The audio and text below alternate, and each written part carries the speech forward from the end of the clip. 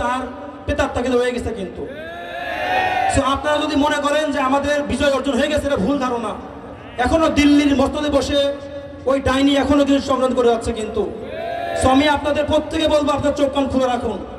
যেহেতু এটা মতবিনিময় সভা, আমি বলতে চাই, আমার সমন্বয়, আমি কেন্দ্রীয় সমন্বয় বলতে চাই,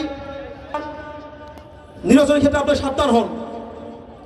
1-11 এখন যে তারা বসে আছে, সো এটা আমরা কাম্য নয়। দ্বিতীয় কথা, আগামী কিছুদিন পরে হয়তো একটা প্রোগ্রাম করা হবে যেখানে 5 কোটি টাকা খরচ করা হবে।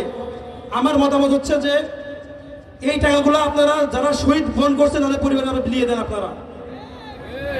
তৃতীয় কথা হচ্ছে, সর্বশেষ আমি আমার কথা দীর্ঘায়িত করবো না, আমরা এমন বাংলাদেশ গড়ে তুলবো যে বাংলাদেশে কোনো দুর্নীতি থাকবে না, কোনো ঘুষ থাকবে না।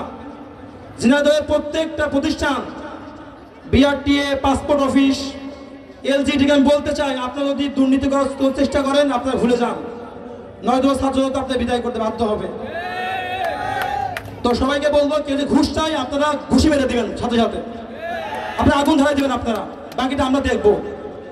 এবং সম্ভবত পুলিশদেরকে বলতে চাই, আপনার কাজে ফিরে আসুন, আপনারা আর দালালি করবেন না, আপনারা সুন্দর বাংলাদেশ গড়ে তুলুন ইনশাআল্লাহ। এই বলে আমি বক্তব্য শেষ করছি। বাংলাদেশ দীর্ঘজীবী হোক।